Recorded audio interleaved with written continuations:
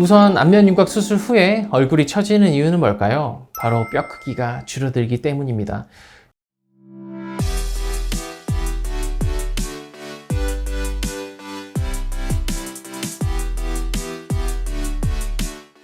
안녕하세요. 미드라인 성형외과 김준현 원장입니다. 오늘 다뤄볼 주제는 안면 윤곽 수술 후 얼굴 처짐에 대한 내용인데요.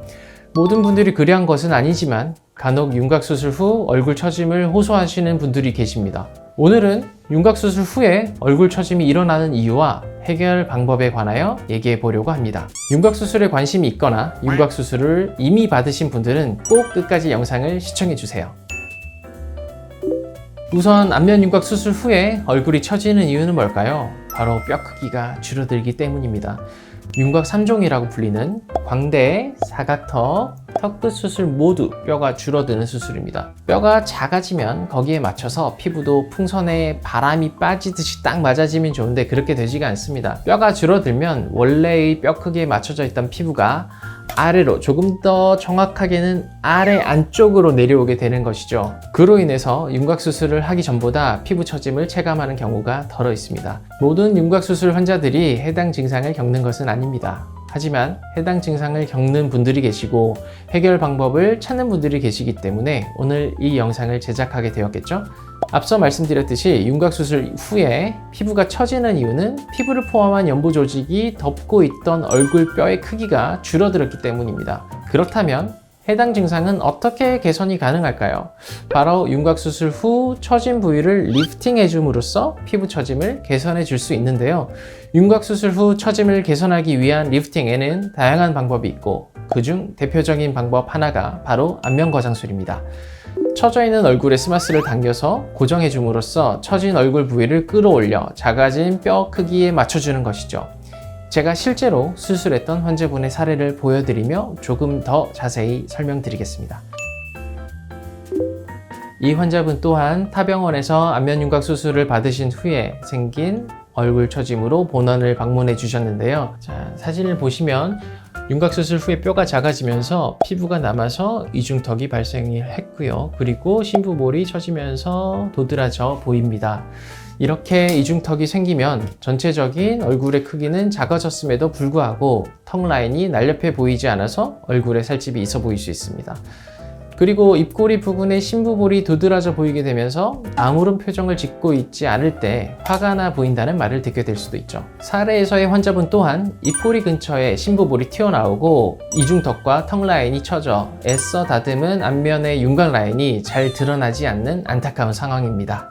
그래서 환자분께는 전체적으로 늘어진 피부를 절제하고 전반적인 피부 처짐을 끌어올려 줄 수 있는 안면 거상술을 추천해 드리고 환자분의 동의를 얻어 수술을 진행하게 되었습니다. 그 결과 안면 거상술을 진행한 전후의 모습인데요.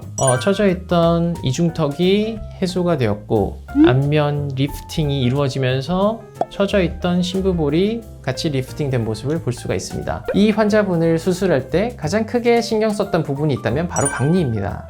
안면 거상술은 스마스층을 최대한 두껍게 잘 박리하는지 피부층을 잡고 있는 유지인대를 얼마나 잘 끊어주느냐에 따라서 그 효과에서는 큰 차이를 보입니다. 유지인대를 제대로 끊어주지 않고 스마스층만 묶어준다든지 살짝 잘라내고 당긴다면 안면 거상 수술 후에 리프팅의 효과, 즉 처짐이 개선되는 효과가 제대로 나타나지 않을 수 있기 때문입니다. 그렇게 되면 환자분께서는 안면 윤곽 수술의 효과도 안면 거상 수술의 효과도 제대로 볼 수 없게 되겠죠. 그리고 그러한 이유들 때문에 또 재수술을 하게 된다면 환자분께서는 얼굴에 3번의 수술을 받게 되는 부담을 갖게 될 수밖에 없습니다. 그렇기 때문에 해당 환자분께 안면 거상술을 진행해 드릴 때는 또다시 처짐이 발생하지 않도록 스마스층과 근육층 사이의 유지인대를 끊어주고 정확하게 박리된 상태에서 스마스층을 당겨 윤곽 수술 전 원래의 위치보다 더 리프팅을 하여 고정하는 것에 초점을 맞추었습니다. 스마스 리프팅을 해주고 나면 리프팅된 만큼 피부가 남게 됩니다. 각각의 얼굴 라인에 맞춰 잘 재단하여 절제하였습니다. 이렇게 하여야 윤곽 수술의 효과도 볼 수가 있습니다. 이외에 또 한 가지 신경 써야 했던 부분은 바로 플레이트인데요. 윤곽 수술을 받으신 분들은 아시겠지만 윤곽 수술을 할 때는 절골한 뼈를 고정하기 위해 플레이트와 스크류를 사용합니다. 플레이트와 스크류가 윤곽 수술 후 처짐을 유발하는 것은 아닙니다. 그러나 이러한 금속이 몸 안에 있다는 것을 꺼려 하시기도 합니다. 때문에 플레이트 제거 수술을 받는 분들도 많이 있습니다. 엑스레이 사진을 보시면 광대 축소술했던 부분과 광대 활 부분, 턱 끝 부분에 플레이트가 있습니다. 스크류와 플레이트 제거는 입안을 통하여 이루어지고 광대 활의 플레이트는 구렛나룻의 세로 절개창을 만들게 되는데요. 이 환자분의 경우는 안면 거상 수술을 할 때 구렛나룻 피부 박리를 한 다음 광대 활의 플레이트를 제거해야 했기 때문에 구렛나룻의 추가적인 절개 없이 가능하였습니다. 자료 화면에서 보시고 있는 것처럼 안면 거상 수술은 귀 앞뒤 라인을 따라가는 절개를 하기 때문에 안면 거상의 절개선은 이렇게 되는 거고 플레이트는 여기로 들어가기 때문에 광대 활의 플레이트만을 제거를 할 때는 구렛나룻의 세로 절개창을 내게 되는데요.